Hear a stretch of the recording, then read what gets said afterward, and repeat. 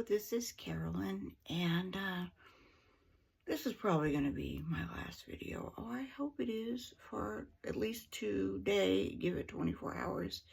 See, I discovered my husband was having very labored breathing a couple of hours ago, and I was kind of in freak out mode as to what to do. You see, in case you didn't catch it, he pretty much believes that having taken the VAX twice when he was in captivity, no, I don't mean he was locked up in a jail or anything. He was in the hospital and then in a nursing home rehab all of 2021 and then even into 2022 for a few months. So he did not really have a choice on taking it. I mean, for one thing, he was heavily medicated. Maybe people under the influence cannot decide, but he did say that they told him he did not have to take it, but he would be in a little isolated room that he may not get meals on time or get as much care. And I didn't emphasize as delicately as that I'm trying to do now. When you hear me slowing down real slow, I speak slowly anyway, but when you hear me going on a really slow pace, I'm trying to pick and choose my words carefully because I still haven't bothered to learn to do that editing thing. So I just, don't let it rip. But he did say while he was there that they said they would not give him as much attention. And I remember this once he said it, I do recall that they were going to put him on the neglect button if he did not take it. If we had used common sense, we would have reflected on the fact that he caught it from a nurse that was working there, and the nurse had to have had the shot, and it didn't slow her down in catching it. We would have already maybe put two and two together. But fear-mongering, when they fear you into doing things, scare you so bad that you do it, then you don't have time to think it over. But my point is that if your car broke down and you didn't necessarily believe the mechanic, you would not hesitate to get a second or even a third opinion. The body you have is the only one you're going to have in this lifetime. I mean, you can alter it a little bit, but you cannot replace it. So just because somebody has a DR by their name, and I don't even care, I said some less than pleasant things about Dr. Beagle Destroyer and Dr. F and all that, and it was probably really unnecessary. But you see, I wish that I lived in a time where you could have faith in somebody, that they didn't change their story about, one mask is fine, then two masks are good, and maybe you need three, and then maybe you need a booster.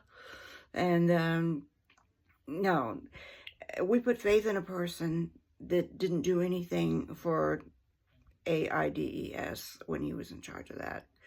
And I'm trying to not, while apologizing for what I said that was so bad about him, I'm trying not to relive it. And think again, here is the only thing that I asked before, and I ask it again in sincerity. And if you didn't take anything else out of this, it is fine to not trust a DR and get a second or third opinion. You, every single time, should trust what you hear on the, or not trust, I'm sorry. I am tired, folks. You should not trust what you hear on the news. If nothing else, we should be teaching critical thinking at a very young age. I don't know about all that race theory stuff and 10,000 genders. Maybe what you should teach them first is to question every single thing that they tell you on the news. Every single thing you hear from a so-called professional that isn't doing their job for free. If they're doing their job for free, maybe I might rethink that advice, but only for a second. You probably should even question it then, because they're probably lying to you. No. Anyway, as you can see, I'm very tired and very cynical, but I feel bad putting something out there that's so negative like that, because, hey, in truth, I can turn down no feral cat on my front porch, or even a feral raccoon. When my husband was having issues breathing, we went out on the front porch, and I was feeding the feral cats and getting his mind off of his labored breathing, because he will not go to the ER because he's very afraid of what happened to him before happening again. That is ending up in a facility for over a year, being vaxxed and revaxxed. He will not allow that to happen. But reeling the topic back in, these little raccoons were trying to come up. One of them, a big one, was trying to come up and steal the food, and I couldn't even really run it away. I was trying to be real tough, so I bounced an empty can off its little head. It made more noise than anything, which was what I intended. But it just stared at me with sad eyes. So I couldn't even be that aggressive with it. I went in and got the last of my peanut butter Captain Crunch cereal, which I really wanted to eat, but it's bad for me anyway. I gave it to him, and I think he ate it and went away. And then again, I got to thinking, this is how much I overthink. I just gave an animal probably something with sugar in it that I shouldn't have. You see, I go into these wild thinking and overthinking patterns. If you're offended by what I said about Dr. F and him being somewhat of a creep, I apologize. If I concerned you because of my husband's stance on taking the vax and his belief that is the reason that he has breathing problems, because maybe you took it and maybe now you've got to think, well, could it be doing something to me? No, I want to be wrong about it. Understand, if you hear nothing else out of this, well, you're going to hear a lot of rambling. I don't want to be right about Dr. F.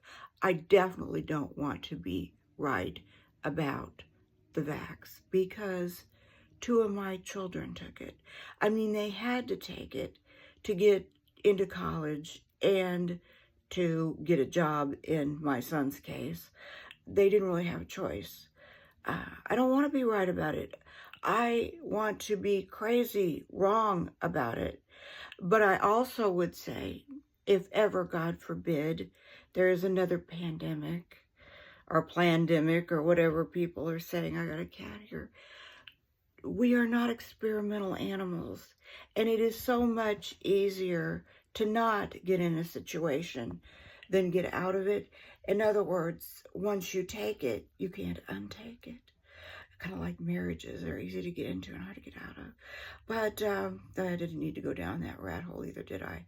But what I'm just saying is, let's all be critical thinkers and not take what people tell us to do with too much seriousness, okay? Especially if they're getting a big payday. I know we're hungry for heroes, but unlike the old days, we don't necessarily turn to Jesus or Buddha or God anymore, which we probably should. We turn on the news and hope we're getting a straight story, but we often do not, and everybody has an agenda, it seems. Let's just all be really careful and perhaps try to help each other out more.